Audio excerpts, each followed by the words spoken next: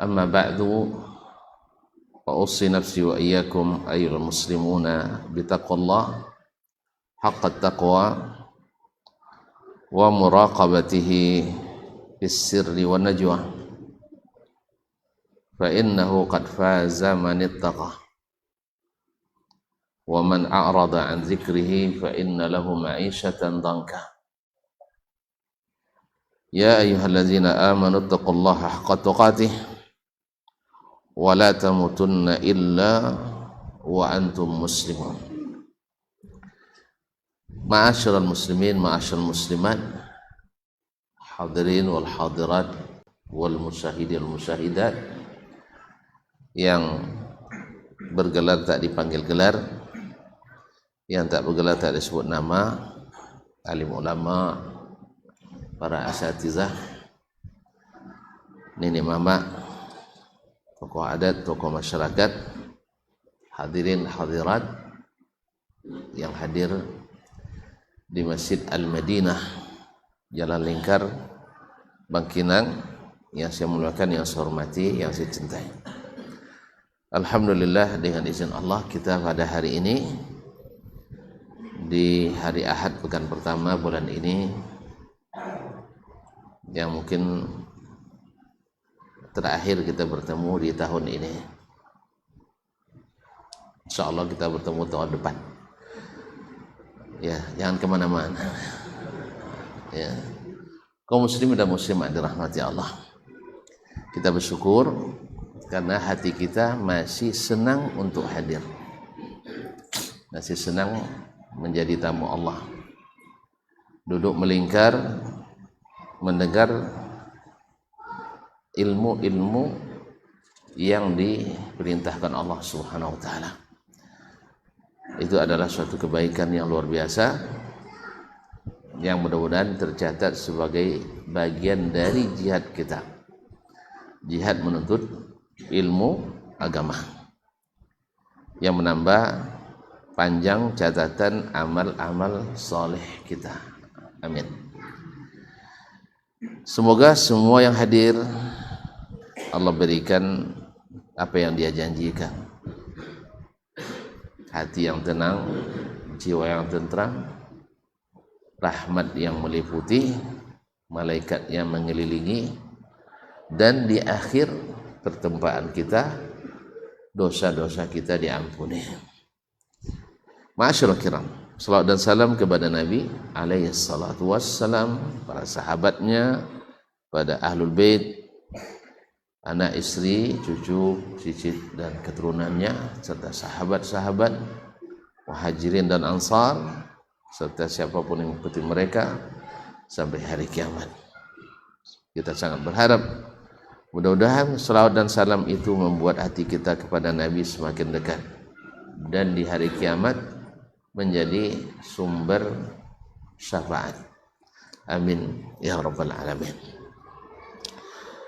Bapak dan Ibu kaum muslimin dan muslimat dirahmati Allah, kemarin kita mungkin agak terlalu panjang mensyarah, sehingga dari kitab hanya sekitar 2 atau 3 baris. Tapi memang itulah adatnya ulama, sedikit bercakapnya tapi banyak mengandung makna. Kalau kita dai-dai ini banyak bercakap, isinya sedikit. Maka kalau nak cari isi, kita mesti kepada ulama.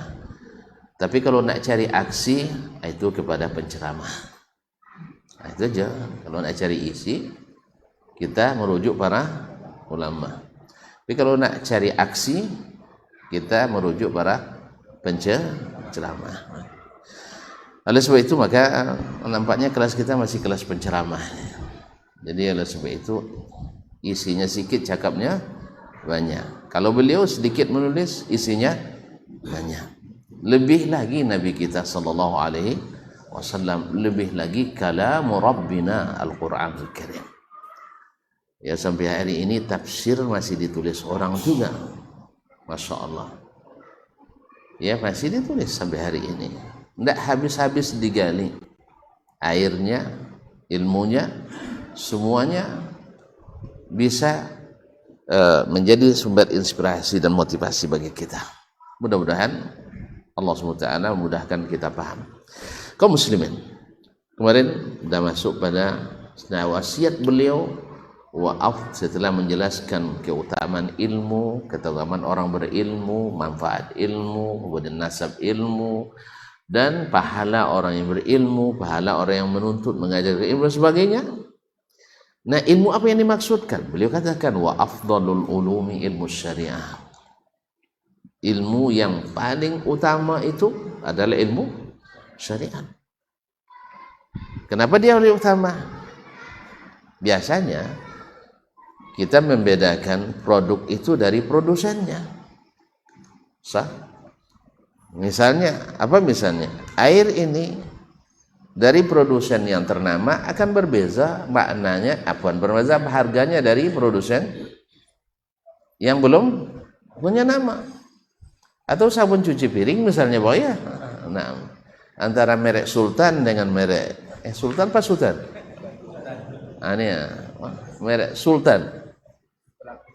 Ah? Kolaku.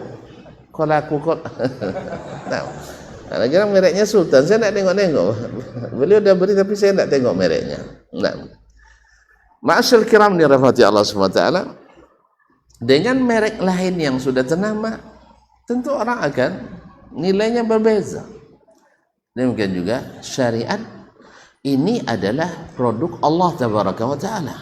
Allah yang menciptakannya, yang dia semuanya sudah teratur dan terukur olehnya. Makanya ketika hukum Islam diterapkan, subhanallah, susah cari orang miskin. Susah cari orang miskin. Tidak perlu jadi pemerintah 2 periode, tidak perlu. Setengah periode pun bisa menciptakan ketentraman, kenyamanan, keberkahan, dan bersebar ke kecukupan. Ma'asyil kiram dirahmati Allah. Ya, tercipta di zaman di mana syariat menjadi undang-undang dasar pemerintahan Islam. Kita lihat sendiri hasilnya. Oh, itu kan dulu Ustaz. Sampai hari ini masih terbukti dengan segala kekurangan, tetapi tetap lebih baik dari semua yang kurang. Kadang-kadang yang terbaik di antara yang buruk. Iya, yang terpandai di antara yang bongak misalnya. Biasa nih, kan kita. Nah, yang penting ada kelebihan. Yang terkaya di antara yang miskin. Tergantung di antara yang itu biasa. Nah, jadi kaum muslimin, dengan segala kekurangan kita hari ini, tapi yang menjadikan Islam, tidak usah jauh-jauh kaum muslimin, dari level rumah tangga saja. Dari level rumah tangga, orang yang tegak syariat Islam di rumahnya dengan yang tak tegak syariat Islam di rumahnya, mana yang lebih bagus? Mana yang lebih bagus? Lebih tegak, lebih bagus. Nah, tidak bisa dipungkiri. Kenapa tidak? Andainya dia sebagai orang yang berduit misalnya, tegak syariat Islam, membuat dia tawadhu, sah, tidak sombong. Andainya dia miskin, fakir, tak punya apa-apa, tidak membuat dia putus asa, karena tegak Islam. Jadi ada keseimbangan kaum muslimin. Dapat musibah sabar, dapat nikmat syukur. Bahkan lebih daripada itu, seperti kata Ja'far bin Muhammad rahimahullah ta'ala, cucu Nabi atau cici Nabi alaihissalam, mengatakan ketika diberikan dia mendahulukan orang lain.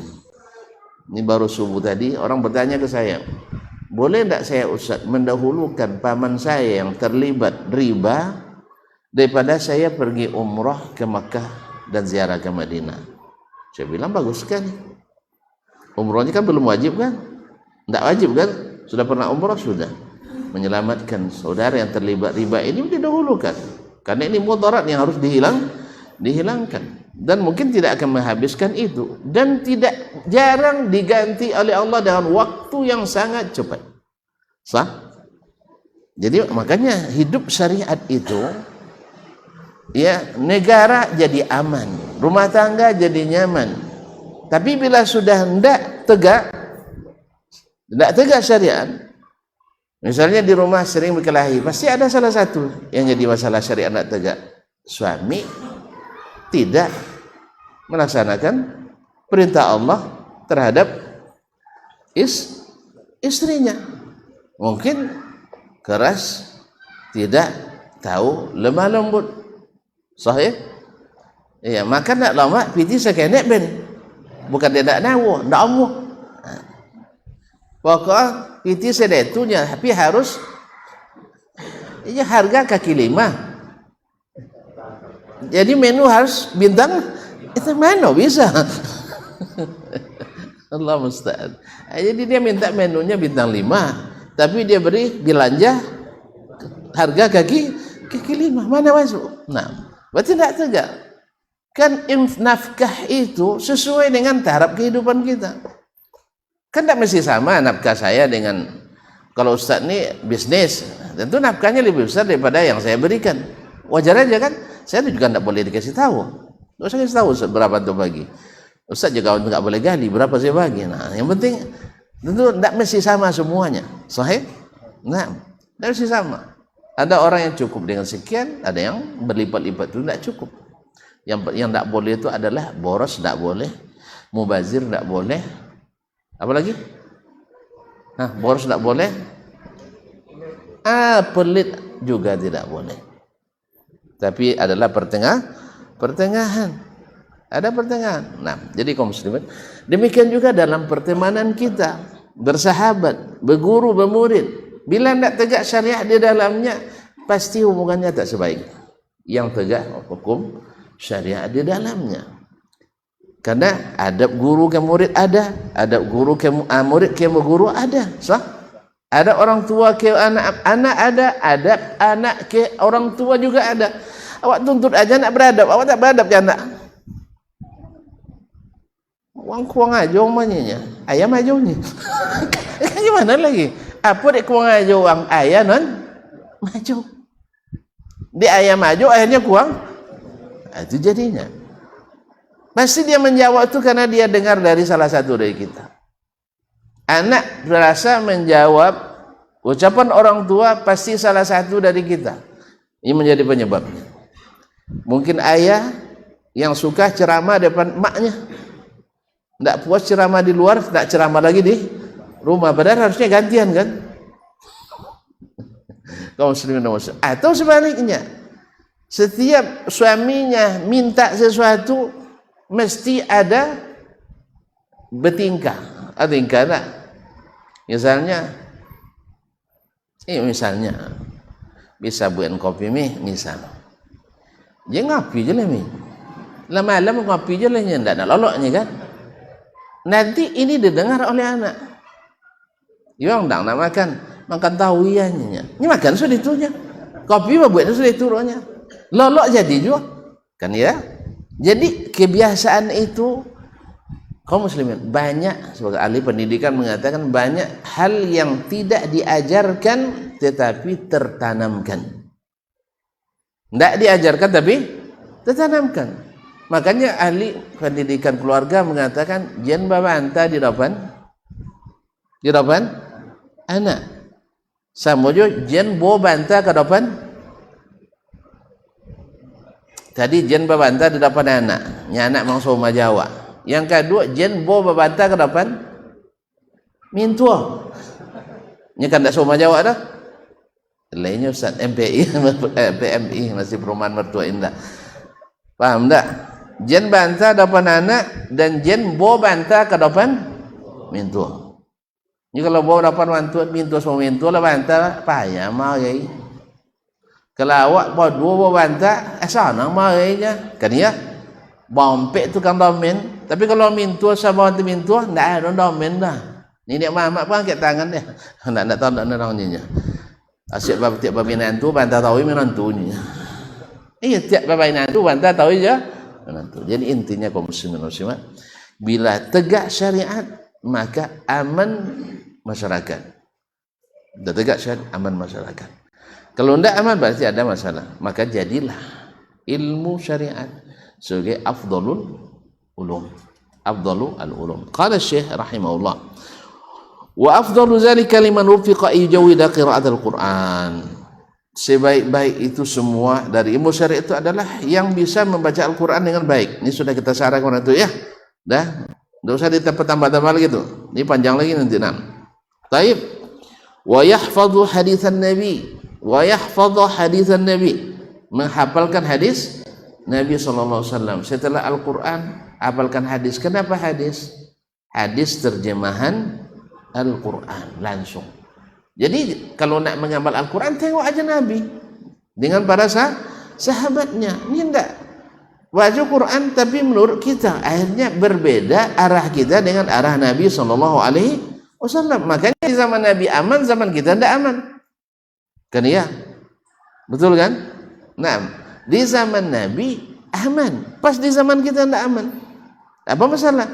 Kita memahami ayat tak melihat Nabi SAW. Makanya kemarin saya sebutkan ya, karena nampaknya salah satu yang membuat hadis lebih familiar di masyarakat, mungkin salah satu pintunya adalah musabaqah hifdzul hadis.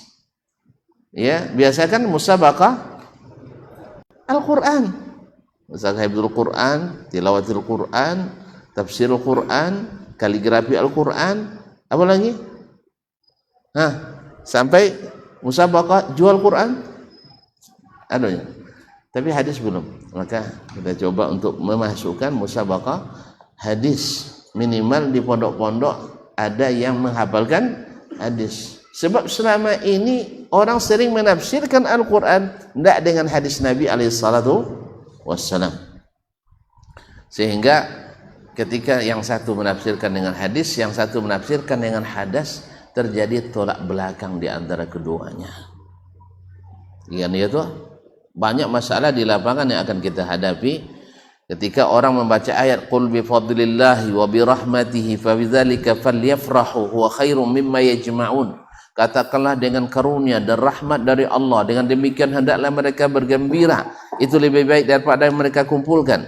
Ayat ini seolah-olah belum turun zaman Nabi SAW, lalu dijadikan sebagai alasan untuk membuat seluruh hari perayaan dalam Islam.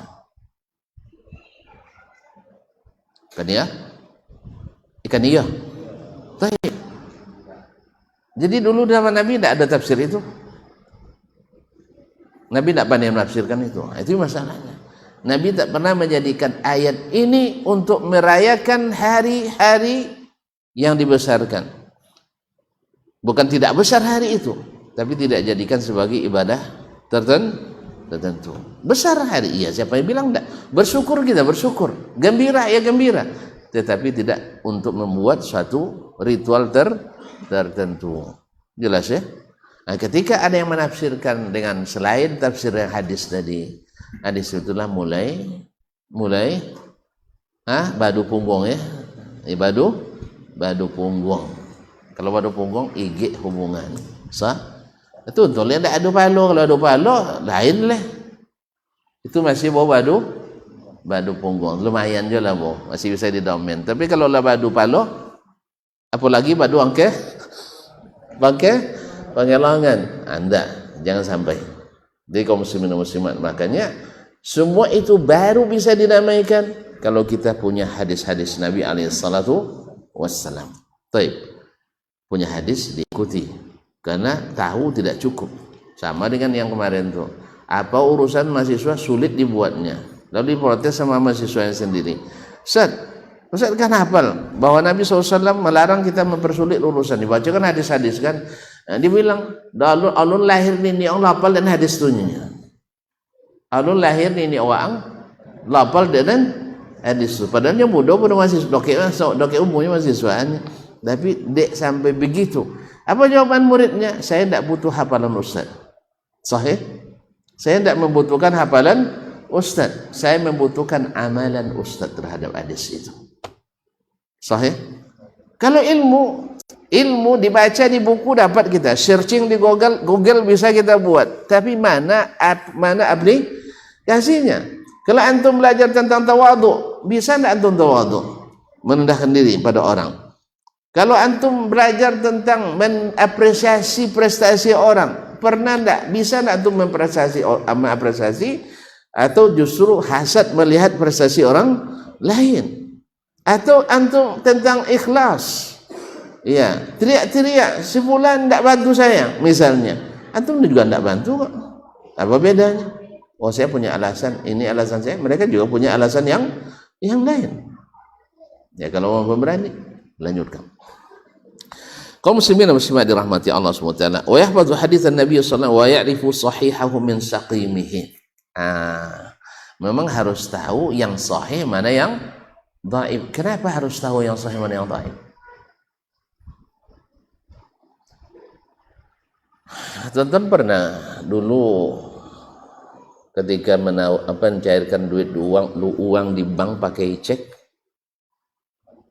Enggak pernah. Enggak ada ngaku lah. Ini enggak pernah. Lai.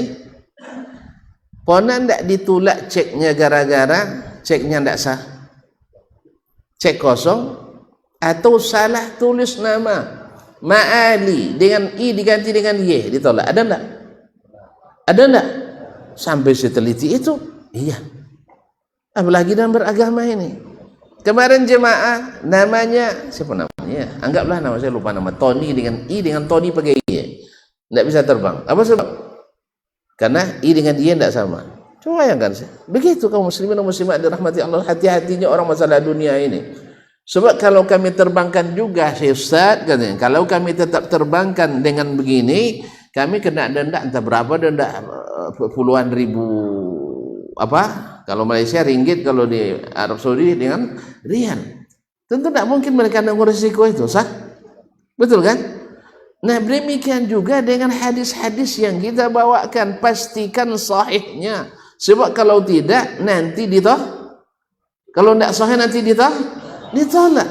Sebab sepakat ulama hadis semuanya tanpa kecuali bahwa hadis dhaif termasuk hadis yang diterima. Ya tu, itu lebih tantul pada ulama aja dah lah. Baca ulang bahwa hadis dhaif termasuk hadis yang diterima. Jadi kaum muslimin dan muslimat, orang kalau sudah berilmu tidak mau ditipu, sah? Dia dah tahu dia bahwa hadis dhaif itu ditolak. Maka saya ulang-ulang menyebutkan tidak mau. Sama anak kecil kemarin waktu kita di mana tu saya? Di mana? Siap waktu itu ya? Wah, Datuk nyimak deh, masya Allah. Saya bilang rukun iman ada 6 katanya. Ini apa kan? 5 kan? Saya ulang lagi. Rukun iman ada berapa? Hah? Tuan-tuan ragu nampaknya kalah sebenarnya. Rukun iman ada ini berapa? Begitulah kaum muslimin muslimat. Kalau sudah ilmu tak bisa ditipu, sah? Tapi kalau masuk ilmu kan kecuali dia berilmu tentang itu. Jelas? Kijang-kijang mati ada orang basuhnya nabinya. Awak tak berilmu tentang itu? Karena kecuali dia nantang. Ya kan? 10-an ribu, ratusan orang tertipu gara-gara kicik-kicikan mata. Melolak mata. Nabi nampak ada ininya. Subhanallah. Apa dia amu itu kecuali tuan-tuan. Peyaji. Kalau Nabi di kuburan cium lutut dia, amu je kena tayo. Tiba-tiba tanya ke. Ayah, awak tadi sampai mau dia tahun situ duduk di Raudhah. Indo dia boleh cium lutut dah. Awak jen lutut sadia lepas lu dia cium dia Nabi jadilah sadia. Jadi wali nasi Quran. Iya kan? Jadi wali kutub dan sadia orang. Kan tak. Sekali dia pengennya jadi kena cium. Kalau dia lutut Nabi cium lutut, berarti sujud kena sujudnya Nabi kayaknya tiba kan. Ajaib aja manusia no. Kaum muslimin muslimat. Kan Ustaz, Allah Maha Kuasa terhadap segala sesuatu. Iya, cayoknya teori itu, tapi mana bukti? Jelas ya? Maka kita katakan, makanya kaum muslimin kalau uang landak, kalau ndak pokok ilmunya, ndak sahih ilmunya, mudah ditipu. Rukun iman ada. Ini berapa? Terus kenapa bilang 6? Karena antum ketika itu menyatakan Ustaz salah, kan gitu kan? Apa sebab? Yang 6 tuh begini Ustaz, gitu ya? Nampaknya Tok Dalang waktu itu. Apa katanya? 4 katanya kan? Kata si Upin itu 3 tuh. Ada hitungnya 1, 2, 3, iya 4 katanya kan itu. Jadi tidak mau ditipu orang kalau udah tahu, tidak mau ditipu. Tapi kalau tidak tahu, dikit aja mudah ditipu. Makanya harus tahu sahih dan saqimnya.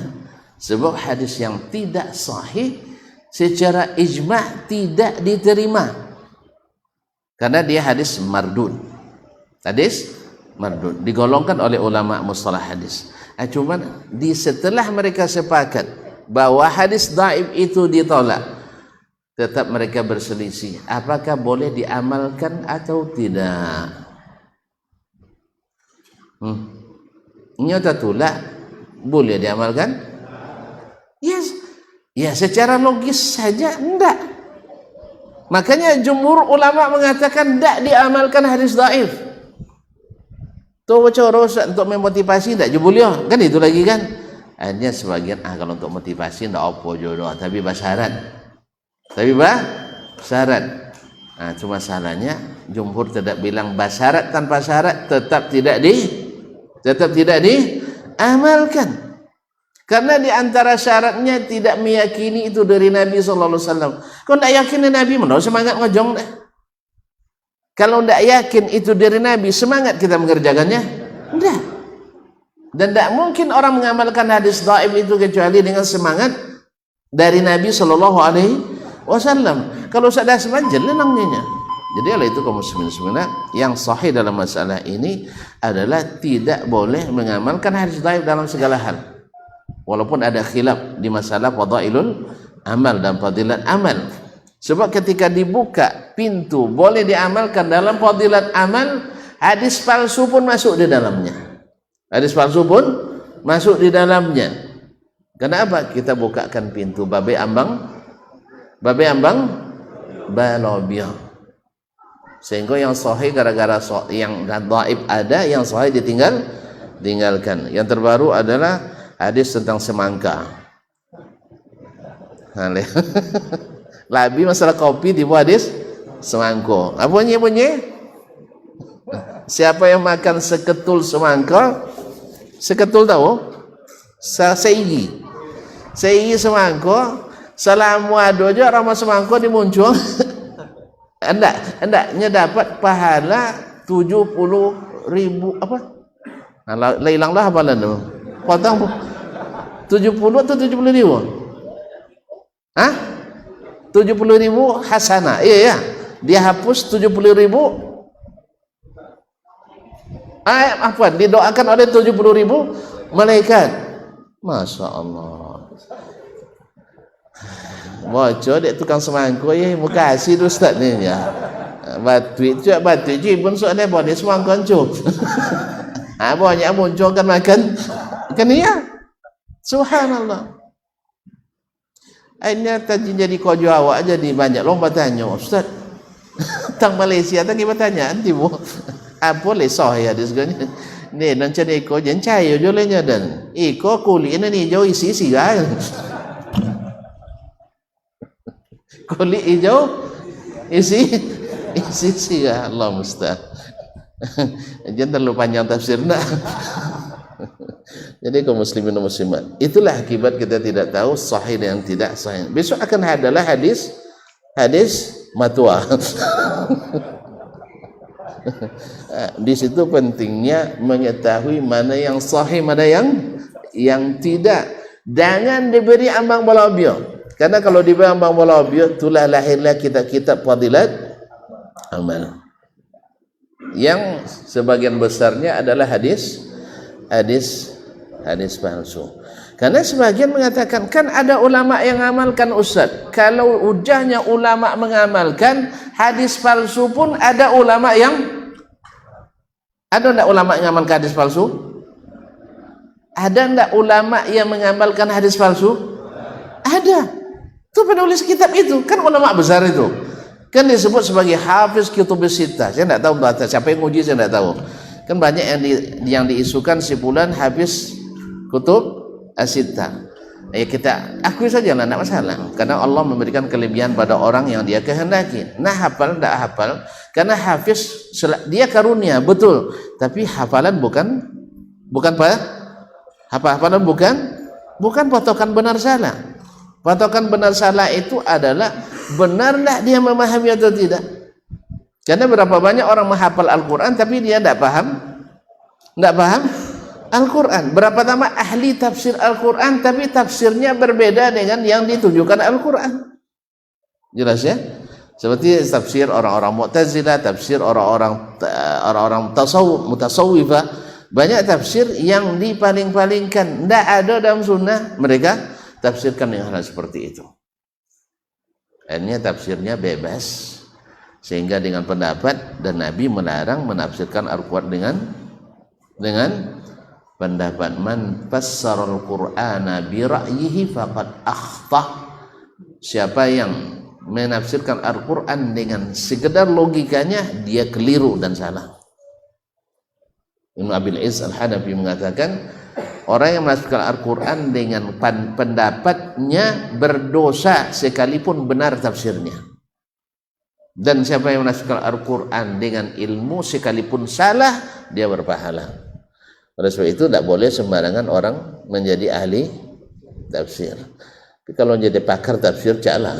Nah, tapi kalau jadi ahli tafsir, tidak semua yang bergelar ya dia bergelar guru besar tafsir dia ahli tafsir, tidak. Kenapa? Karena kalau di luar negeri itu kalau nak jadi jurusan tafsir mesti hafal 30 juz. Kalau kita masuk tafsir hadis ada syaratnya enggak? Hah? Lay harus hafal juz 30. Kadang enggak lo lancar nak. Kadang enggak. Azan dulu, ayat kita azan dulu nak.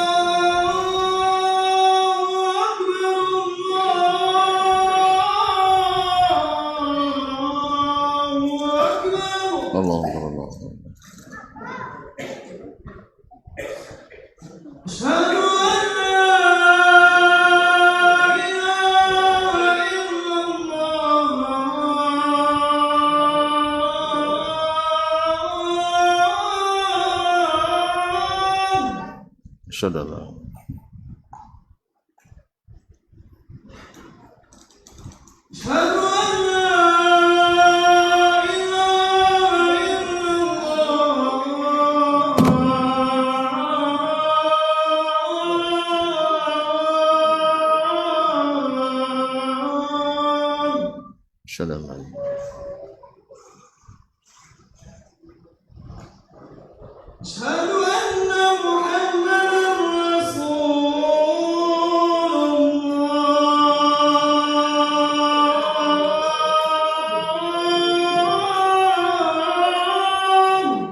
Sadallah.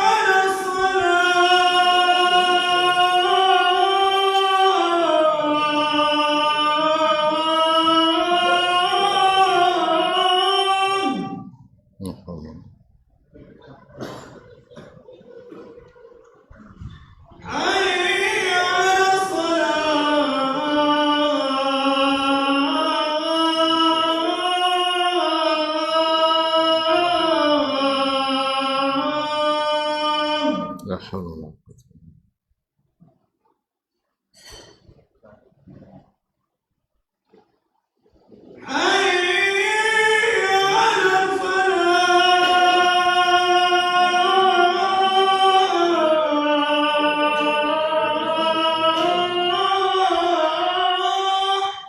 La haula wala quwwata.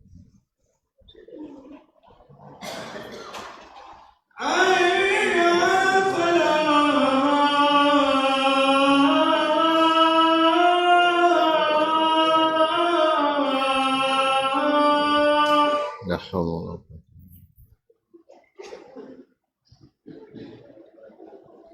Allahu Akbar,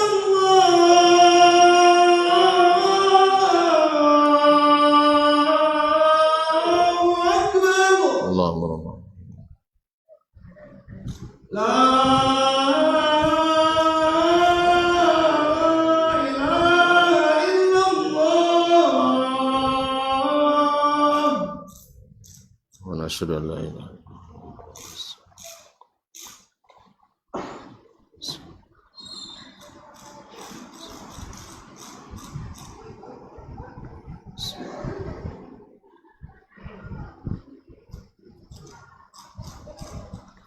Masyarul kiram, Bapak dan Ibu yang saya hormati, saya cintai. Kemudian beliau mengatakan thumma yaqra'u usul al-fiqh. Kemudian mempelajari usul al-fiqh. Fa yatafaqqahu fil kitabi was sunnah. Sehingga dengan alat usul tersebut dia tafaqquh, memahami Al-Quran dan sunnah Nabi alaihi salatu wassalam. Kenapa usulul fiqh? Karena usul itu adalah alat, ilmu alat. Beliau kan hidup di abad abad keberapa kemarin? Abad ke-4 Hijriyah. Dan di mana mulai lahirnya atau sudah banyak lahir ilmu alat. Tonton tahu sendiri kalau alat sudah banyak keluar, apa maknanya? Kalau banyak alat, apa maknanya? Dulu orang paham tak pakai alat nah. Dulu motor taklah kalau alat nah. Kini lah banyak kalau alat. Apa makna?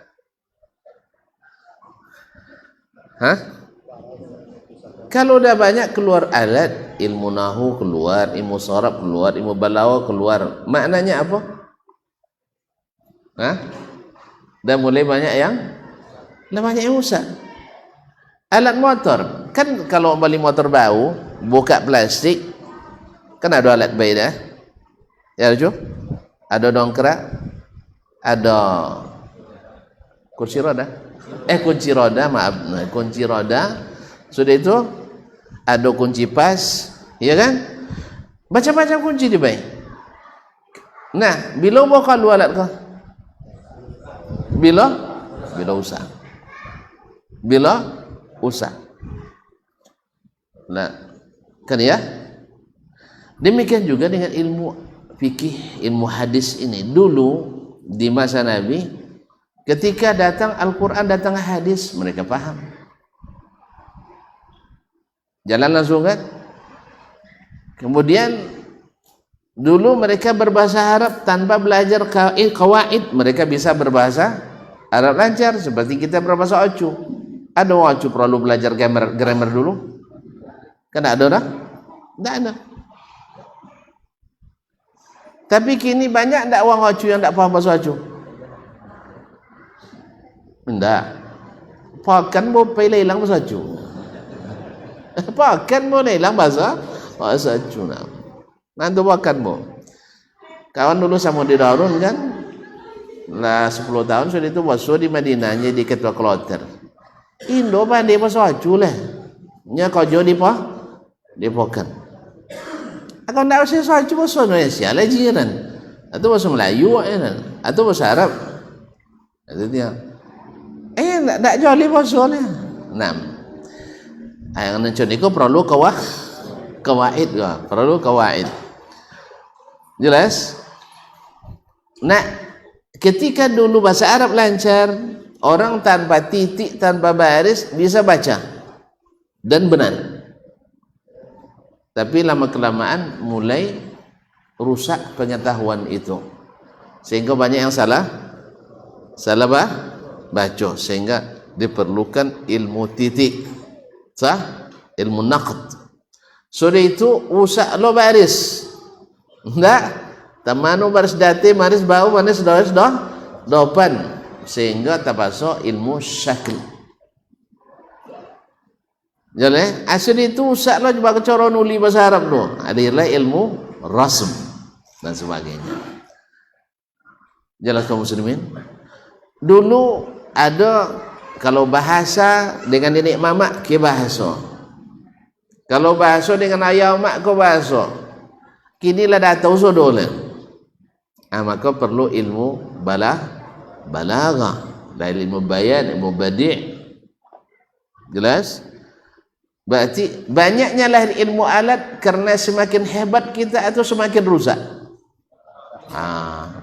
Maka ilmu usul fikih pun lahir karena pemahaman orang terhadap dalil tidak seperti dulu Nabi dan para sahabat memahaminya.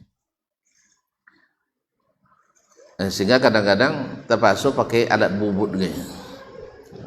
Nah, termasuk ilmu usul fikih ini lahir di tangan seorang ahli di fikih yang mencetus ilmu usul fikih, yaitu Imam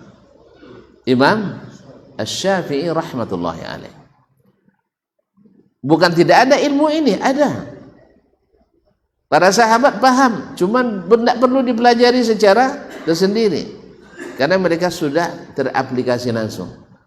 Kalau kita tidak, harus belajar teori dulu baru diaplikasikan. Kadang teori dapat, aplikasi tidak dapat.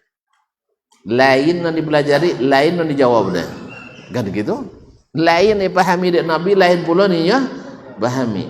Akhirnya di ilmu alat sendiri terjadi juga beberapa penyimpangan dan kesalahan. Makanya kaum muslimin menghidupkan ilmu yang dihidupkan oleh Imam Asy-Syafi'i sendiri, ilmu usul fikih ini lebih bagus daripada ilmu usul fikih yang dikarang oleh orang belakangan yang sudah bercampur dengan ilmu-ilmu yang nanti akan ditahzir oleh Imam Al-Baji sendiri. Ingatkan anaknya jangan belajar ilmu seperti itu, yaitu ilmu mantiq. Dahulu belajar mantik pada usul fikih, sehingga lahir ilmu usul fikih berbeda dengan usul fikih Imam Asy-Syafi'i sendiri, walaupun tidak secara semuanya berbeda, tidak, tapi lahir kadang-kadang ilmu hiyal yang dinisbatkan pada Imam Abu Hanifah, tetapi murid-murid dekat Imam Abu Hanifah mengingkarinya. Seperti Muhammad Al-Hasan Al-Syaibani, dia katakan ini enggak ilmu, bukan dari Abu Hanifah. Demikian juga Abu Yusuf Al-Qadhi, juga murid terbesar Abu Hanifah, katakan tidak mungkin disebutkan. Sampai-sampai Imam Ibnu Qayyim mengatakan tidak boleh disebutkan ilmu ini kepada Imam Abu Hanifah rahimahullah ta'ala, karena ini membuat syariat Allah, perintah-perintah Allah tidak dikerjakan dan larangan-larangan Allah dilanggar dengan hilah-hilah tadi. Nasallallahu as-salamata wal afiyah. Thumma yaqra'u kalam al-fuqaha wa ma nuqila min al-masail anil ulama. Kita belajar ilmu usul tadi yang dengannya dia memahami dalil dan sanggup menistinbat dari dalil tersebut hukum yang benar, sehingga pemahamannya terhadap kitab dan sunnah benar-benar terukur dan terarah. Kemudian dia membaca perkataan para fuqaha. Nah, kita kadang-kadang lebih banyak menghafal perkataan ulama daripada memahami metodologi ulama. Misalnya manhaj Imam Asy-Syafi'i, kita banyak nih belajar tentang mazhab Imam Syafi'i rahimahullah, hafal pendapat beliau dalam masalah ini dalam fikih. Tapi kita tidak tahu bila beliau mengatakan ini maknanya ini, bila mengatakan ini maknanya ini. Misalnya kalimat yustahabbu dalam mazhab Syafi'i dengan kalimat wa yusannu itu tidak sama maknanya. Jelas ya?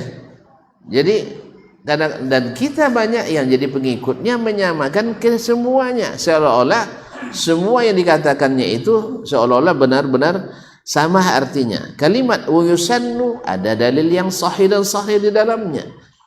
Kemudian wa yundabu juga seperti itu, dianjurkan. Tapi yustahabbu kadang-kadang itu ijtihad sifatnya. Ijtihad sifatnya tidak ada dalil yang sharih dan sahih yang menyuruh, dan tidak pula ada dalil sahih dan sharih yang melarang. Jadi ijtihad.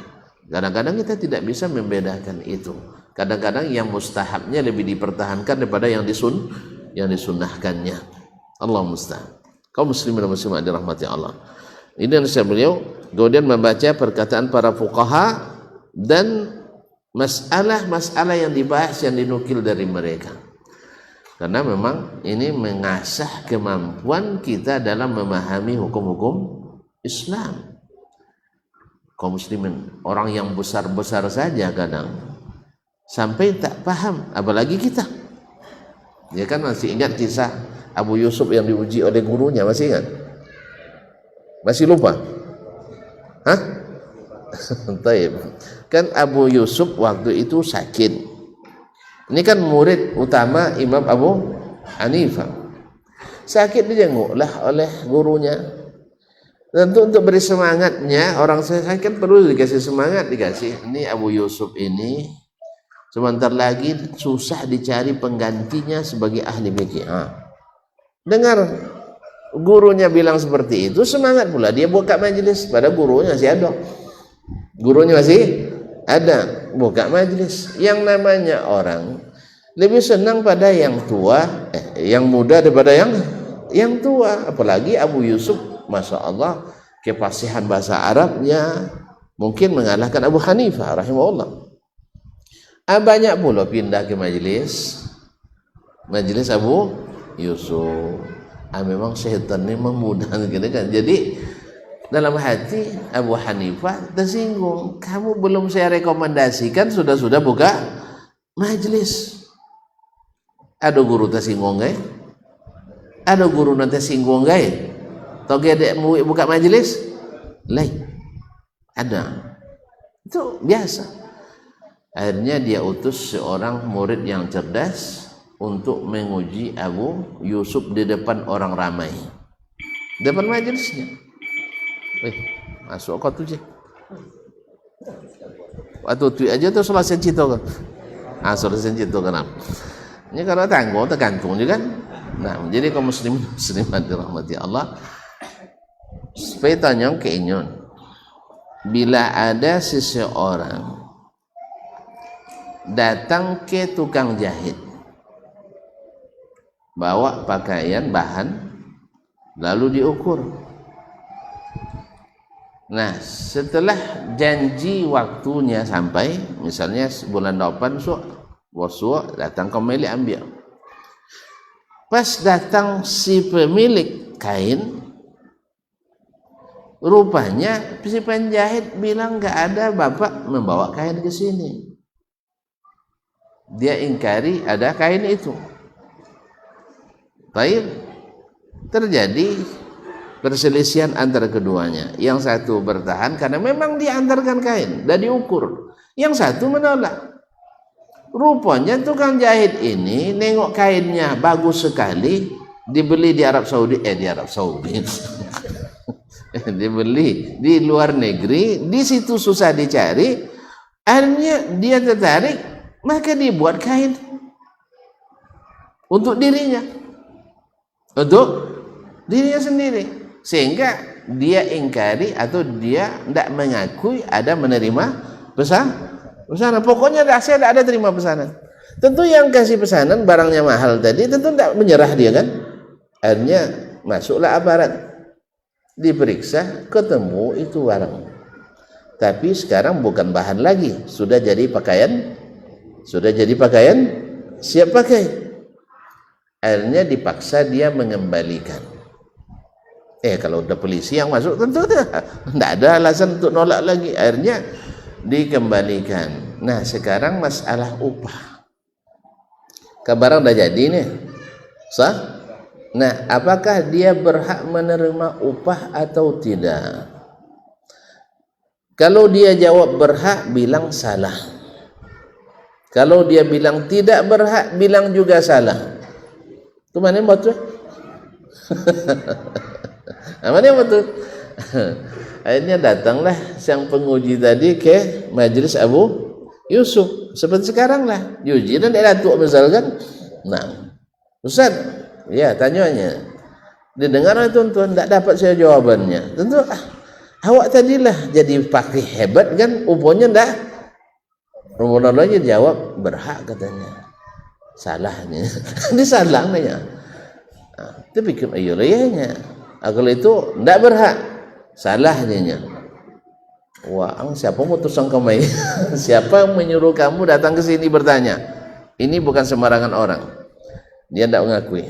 Tapi Abu Yusuf sudah punya firasat pasti yang punya kapasitas seperti ini menguji hanya Abu Hanifah di Kufah.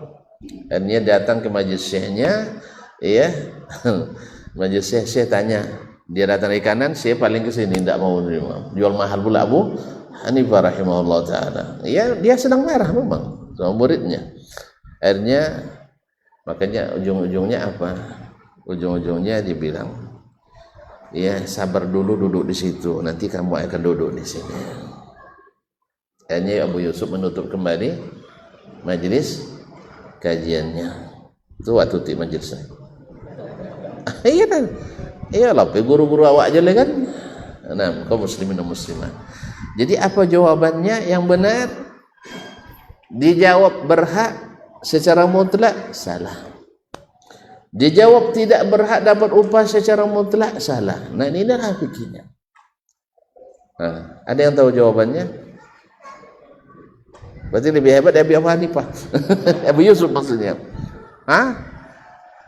Kata Abu Hanifah, kita nak tengok kain tadi.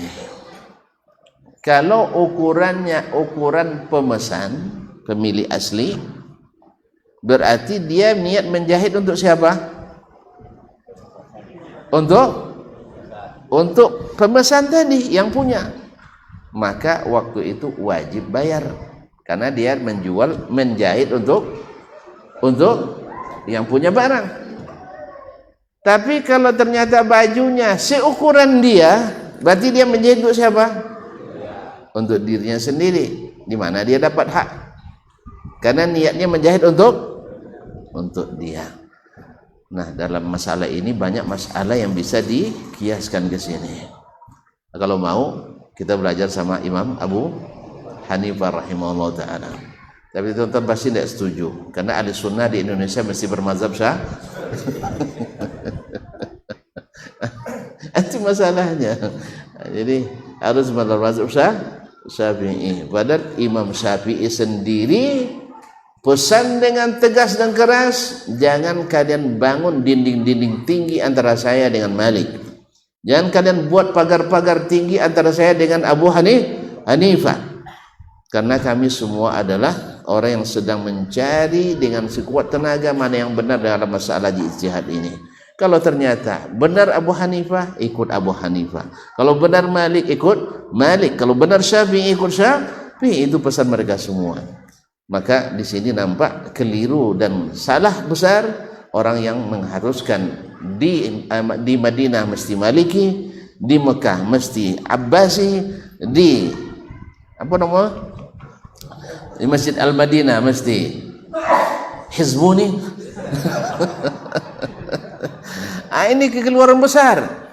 Ini tidak ada dulu, baru di abad-abad terakhir Hijriah ini ada beberapa ulama di Mesir, teman Al-Azhar kan. Tidak perlu disebut namanya, tentu kan tidak suka saya sebut nama kan. Beberapa orang yang mengklaimkan itu lalu dikembangkan oleh murid-murid mereka yang pulang ke Indonesia, kemudian yang pulang ke Yaman, pulang ke negeri-negeri lain, sehingga seolah-olah itulah yang dominan di pendapat para fuqaha. Alasannya kalau banyak-banyak nanti mazhab pecah umat dehnya. Justru ini yang memecah belah umat itu. Ya. Karena apa? Karena kebenaran mutlak itu hanya pada Allah dan masyhur. Sedangkan mazhab tidak ada yang memonopoli kebenaran satu mazhab pun. Yang kedua, ketika antum batasi dengan Syafi'i, ya saya kan tidak mungkin saya ikut Syafi'i dalam segala hal. Walaupun saya bermazhab Syafi'i, muridnya saja berbeda dengannya, masa kita tidak boleh beda dengannya? Paham tak? Murid Imam Syafi'i saja berbeda dengan Imam Asy-Syafi'i rahimahullah. Jelas ya? Nah, kemudian di antara imam mazhab Syafi'i itu sendiri banyak yang keliru pula memahami fatwa Imam Syafi'i seperti dijelaskan oleh Imam Nawawi dan Rabi'i. Terus kita ikuti juga yang salah tadi. Nah, dan karena memang pesan Imam Syafi'i, jangan ikuti saya bila saya salah. Antum pagar dia mesti bermazhab Syafi'i. Dari mana dapatnya ini?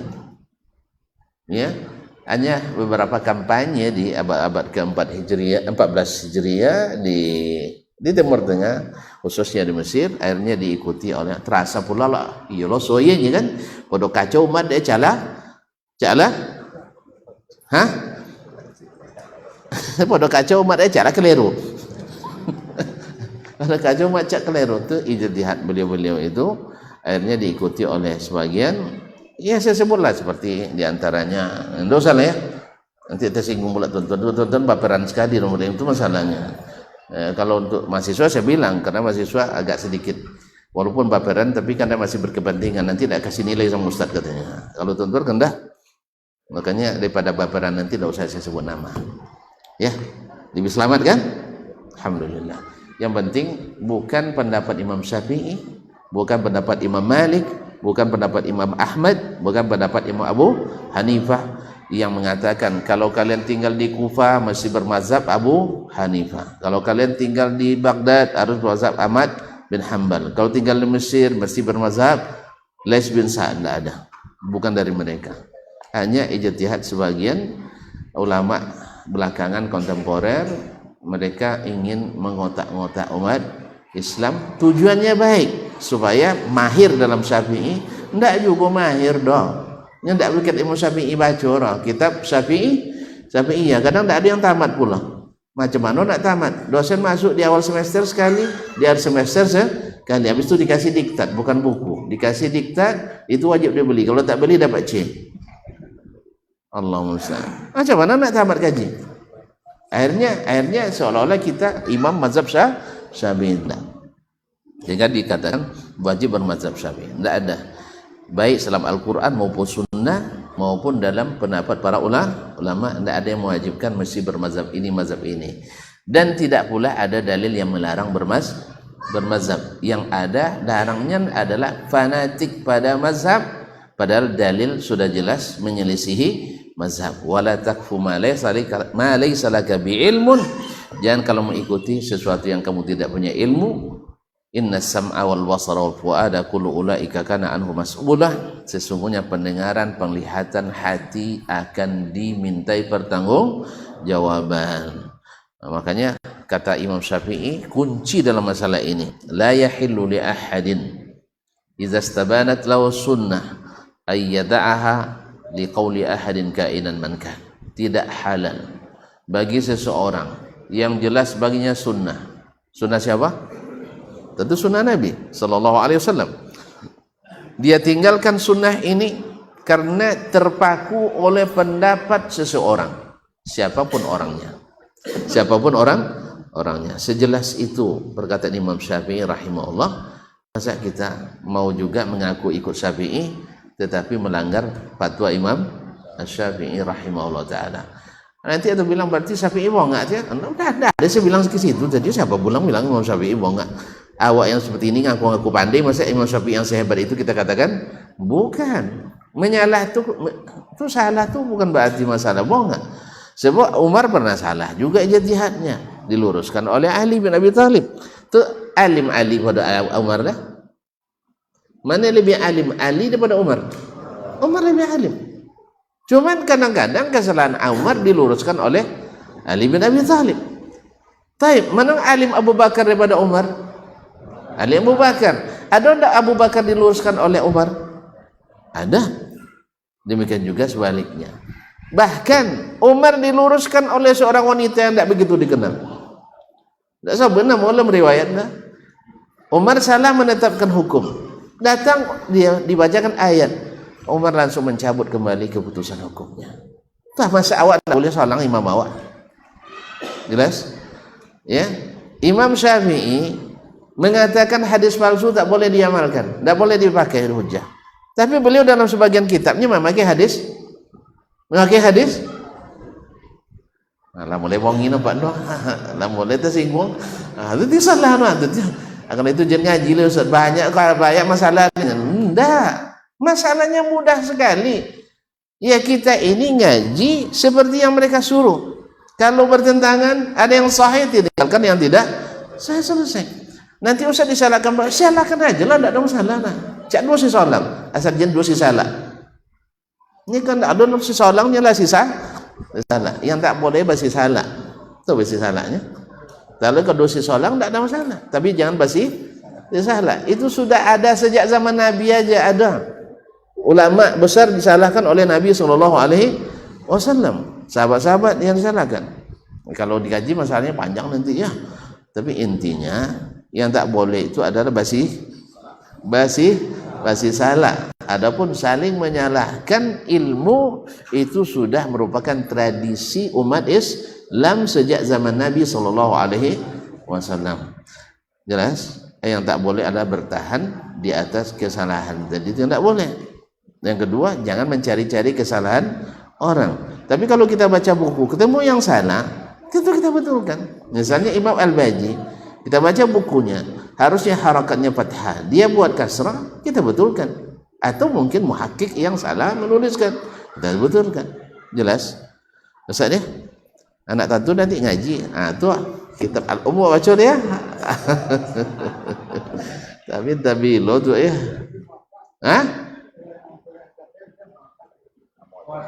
Al-Muwatta. Lah apa nak baca dulu tapi tak tamat pun dah. Alah dibawakan dulu nak. Tu ulang tu. Tu Maliki tu awak. Nak di Indonesia awak tinggal lah. Baik kau kena tuduh dah tu orang Madinah ke. Ya, kita tengoklah nanti tu ya, insyaallah. Mudah-mudahan Allah mudahkan. Karena memang bukunya para ulama itu lebih barakah dari buku-buku kita. Nah, makanya lebih baik kita mendahulukan kitabnya para ulama. Walaupun kecil-kecil, tetapi masya Allah niat mereka itu dulu tidak sama dengan kita hari ini. Itu bedanya. Awak kadang tapaso nuli apa sebab tu encai kredit po kredit fine. Kalau enggak boleh enggak, kalau jadual semester 8 ke prop ya, tapaso dituli dia. Kadang nampang aja kawan nulinya. Nampang nombor ciknya ya. Kadang cik nengok aja baca atau perbaiki scan atau lah jadi tu. Kadang enggak kira. Nak lay lulus laporan kinerja. Allah musta'an. Makanya beda hasilnya yang mereka tulis dengan yang kita tulis. Allah musta'an. Mohon maaf terlalu panjang. Tapi tidak apa-apa sekali sebulan itu. Nah, apa tu? Balasan yang paling sempurna dari ayat wa wufiyat kullu nafsin ma amilat wa huwa a'lamu bima yaf'alun. Nah, yaitu disempurnakan pahala amalan setiap orang di sisi Allah, dan Allah lebih tahu apa yang mereka kerjakan. Nah, wa iyyaka jazallahu khairan. Baik, terima kasih dan mohon maaf.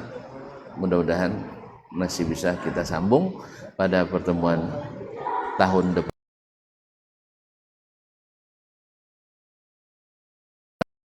Asyhadu an la ilaha illa anta astaghfiruka wa atubu ilaik. Wassalamualaikum warahmatullahi wabarakatuh.